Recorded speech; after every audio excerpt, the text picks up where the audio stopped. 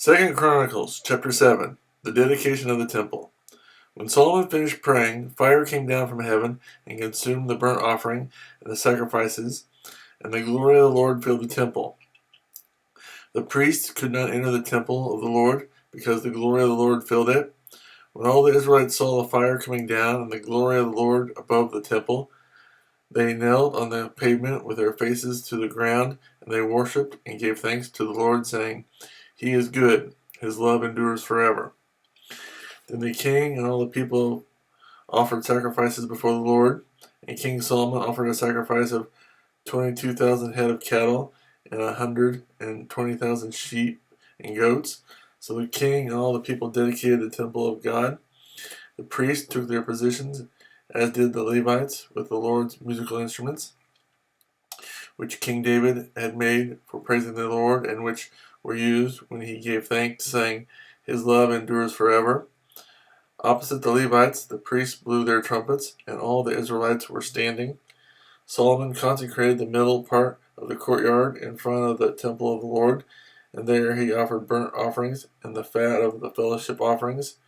Because the bronze altar he had made could not hold the burnt offerings, the grain offerings, and the fat portions.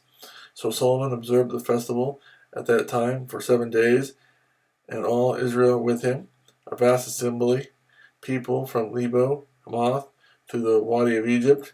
On the 8th day they held an assembly, for they had celebrated the dedication of the altar. For 7 days, and the festival for 7 days more.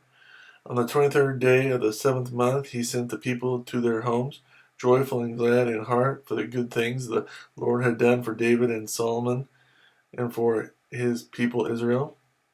The Lord appears to Solomon.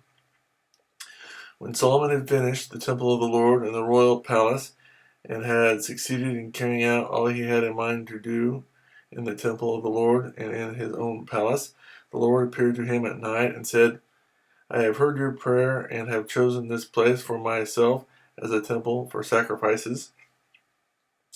When I shut up the heavens so that there is no rain, or command locusts to devour the land, or send a plague among my people, if my people who are called by my name will humble themselves and pray and seek my face and turn from their wicked ways, then I will hear from heaven and will forgive their sin and will heal their land.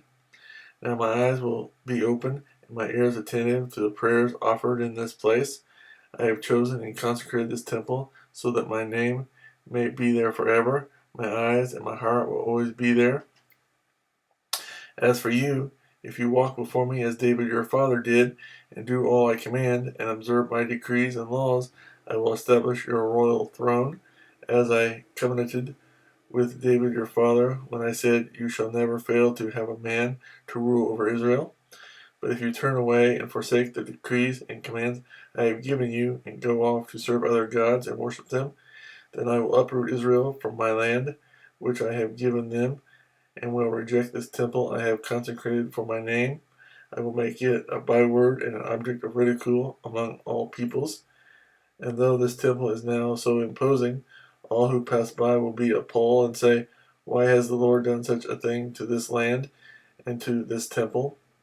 People will answer, Because they have forsaken the Lord, the God of their fathers, who brought them out of Egypt, and have embraced other gods, worshipping and serving them. That is why he brought all this disaster on them.